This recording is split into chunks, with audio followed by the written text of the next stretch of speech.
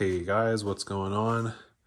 Coming at you with another update on the 79 Jeep CJ-7 project. And just been continuing going through, sorting out what I have, what I'm missing, what I'm going to use, what I'm not going to use.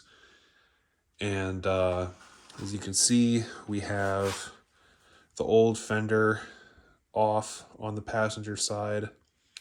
You might also notice the hood is gone. So got the fender off, went to put the other spare fender that came with the parts stash with this Jeep on, and found out it was bent far worse than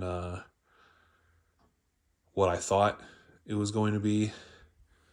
Bolting it up to the tub, it was bent outwards and twisted downwards, so the fenders are no good. The hood, while it looked better on the outside than the one that was on the Jeep when I got it, the inner structure was bent and mangled where it latches to the hood or to the radiator support. So that hood's no good. Got that out of here. Got the windshield frame taken off this tub. One, to kind of get it out of the way. Two, the brackets are kind of janky on here. It looks like they used too small of a nut on this bolt and it just kind of popped out of the hole in the tub here. The tub is fine, but I got that windshield out. I wound up stripping the front half of the tub for the CJ that was sitting over there. Got the windshield frame off of it. I actually wound up cutting this top rail out because on the YJs, they have a different defrost setup than the CJs do. The CJ, you can see, just has those two kind of nostril holes right on the top, and the defrost goes right up into the windshield frame. Whereas on the YJs, and I can show you on my brother's YJ here, the defrost ducts come up here and they go into the dashboard down here and then blow out from the dash pad. So it's a different setup. So if I want to keep the YJ tub but have the CJ dashboard and have the defrost work, I'm gonna need to splice in that section onto here so that way I can get the right defrost setup in, but we'll touch on that in a second. So you can see we have a plethora of parts that I took off of the front half of the CJ tub. You know, we got a spare set of heater box and defrost vent and everything, which we do have one of those in here. You can see I have the dashboard hanging down. We got the automatic pedal and automatic tilt column. The manual transmission column is out of here and thrown in the scrap pile. I need to get the pedal out of this because it's a YJ manual transmission YJ manual transmission pedal. Unfortunately, we have the dash pad sitting over there, but it's junk. Looks good on the surface, but the metal structure's all rotten and swollen, and all the screw holes are rotted out of it, and the dashboard where the pad was all rotten because, you know, the CJ was left outside in the weather for who knows how many years, and unfortunately lots of water got into the interior and just took its toll on stuff. And unfortunately this dashboard isn't much different. So I got my work cut out for me.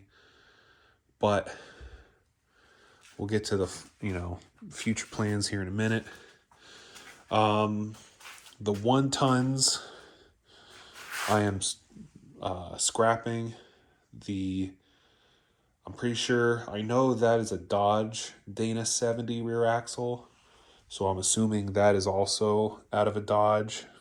They are 1 tons, but in all honesty, the Jeep is not going to be something that is going to be like a serious off-roading toy, and it's not going to be something where I at all need to be using 1 tons and 40s and all the custom suspension work that goes along with that.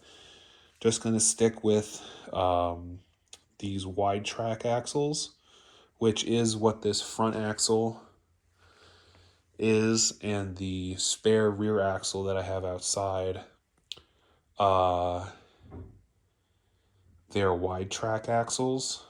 The rear axle is the factory narrow track, and this front axle is the factory narrow track for the CJ. I noticed that this axle only has the 5-bolt hubs, where this one has the 6. They switched to the 5-bolt hubs in like 81 or 82.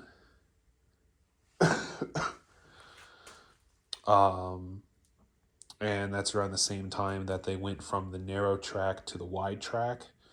So it looks like the pinion on this narrow track axle is blown out, and so they swapped in this front wide track axle from an 82 Jeep, which I'm assuming is also where like the dashboard came from, because it has the 6-digit odometer and a bunch of the other parts. So yeah, so I want to get the wide track axle put in this frame eventually, and then just scrap the narrow track axles because they're not that desirable. And since that one's blown up, it'll be hard to sell them for any sort of decent money, so better off just saving my time and scrapping them. Same thing with the 1 tons. Yeah, they're 1 tons, but I have no information about them, what year they are, gear ratios, anything like that, and I'm not going to take the time to find out. Plus, being Dana 70s, they're not as valuable as if they were Dana 60s. So, again, save myself some time and scrap it. Wiring, we got all the old stuff out because it is just full of splices and wires with multiple butt connected sections and just a whole mess. I popped the valve cover off. The the valve train looks good. It looks old in there, but looks good. The oil is low, but it's black in the engine, so it's not like over full or milky or anything. So that's good. The coolant was green when I checked it when I first got it. The only downside, I pulled the transmission dipstick and the fluid's a little dark, and I can see a lot of silver in the oil on the dipstick, which means there's a lot in the pan. So the transmission might be hosed. Not super surprising because with, this thing having been used in whatever got it full of sand and whatever, they were probably, reverse drive, a ton. So transmission gonna need some work, but this whole thing is gonna need some work. So right now, all of this work is really just cutting the junk out, figuring out what we have, and moving forward. Now, speaking of moving forward, what's the plan? You know, now that I've dove this far into the Jeep, I can say that I have a good understanding of what I have and what I don't. And realistically, what I have is a drivetrain, axles, a frame, and a grill. Some interior bits. That's about it.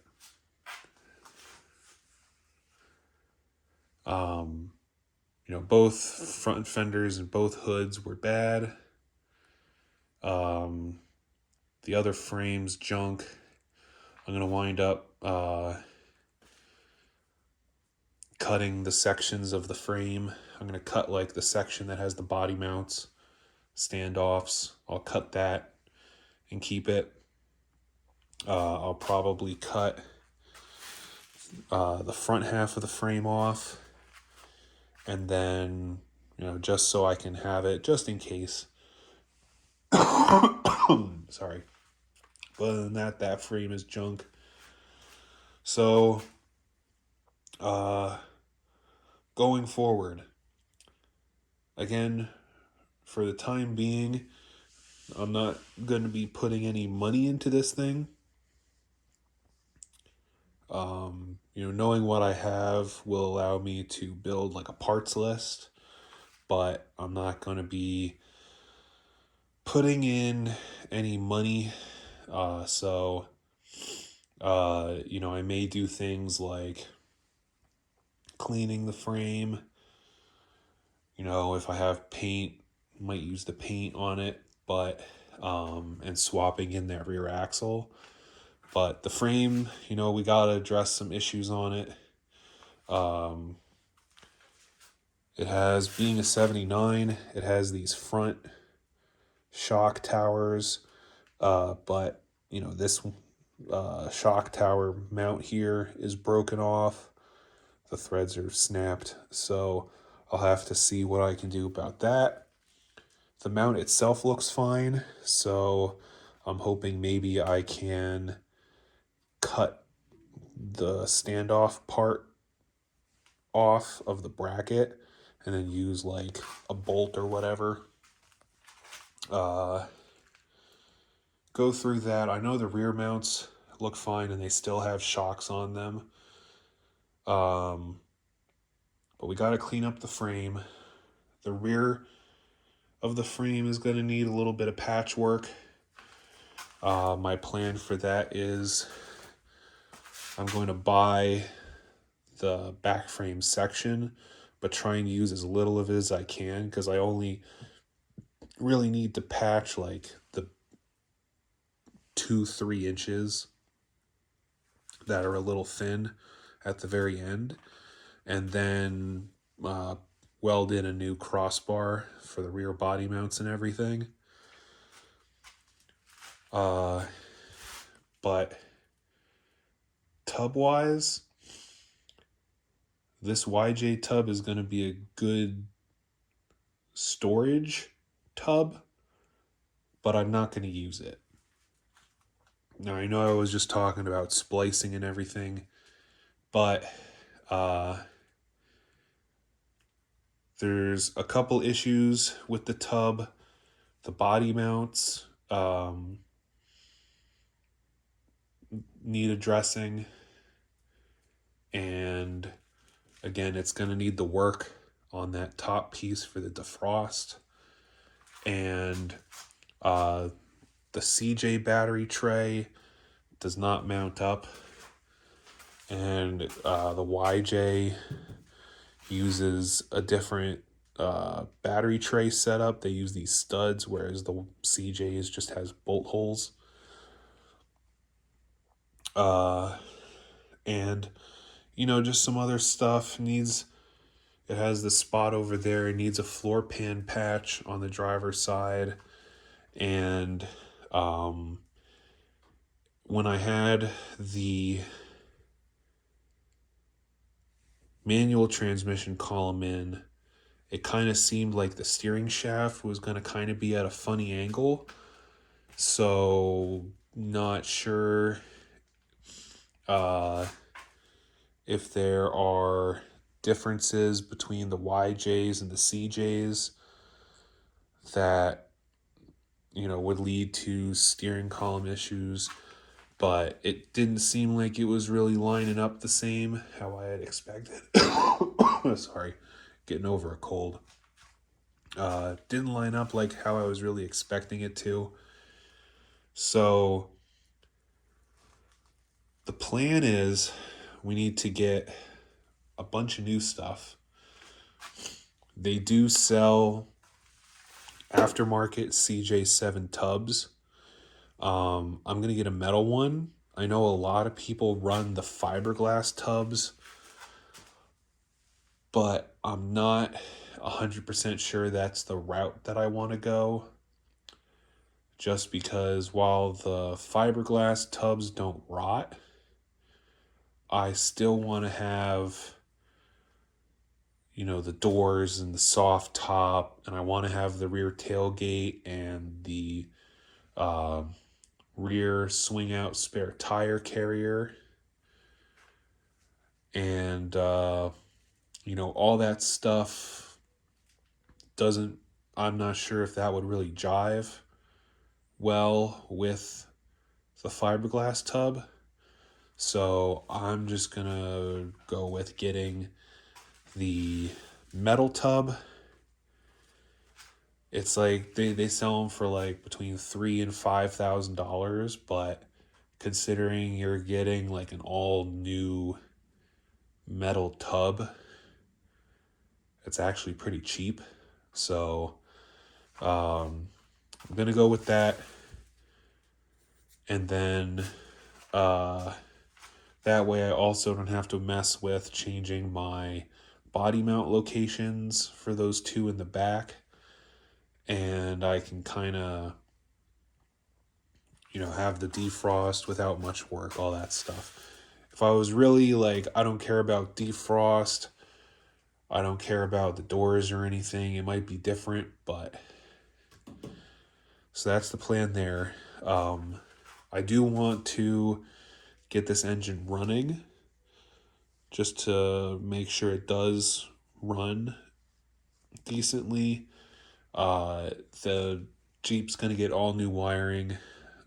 Again, like I said, the wiring is just so hacked up that I'm not even going to bother with it.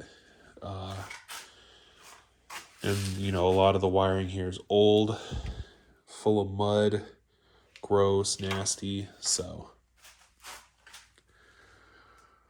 But yeah, so that's where we are. And I'll